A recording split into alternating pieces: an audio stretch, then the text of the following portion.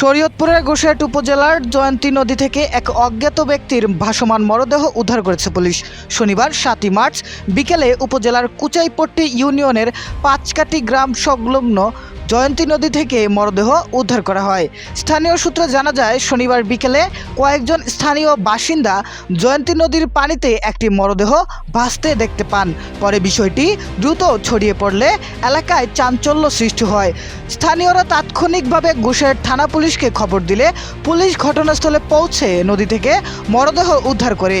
এ বিষয়ে পুলিশ জানায়, উদ্ধার হওয়া ব্যক্তির পরিচয় তাৎক্ষণিকভাবে শনাক্ত করা সম্ভব হয়নি। মরদেহটি ময়নাতদন্তের জন্য শরীয়তপুর সদর হাসপাতালের মর্গে পাঠানোর প্রস্তুতি নেওয়া হচ্ছে।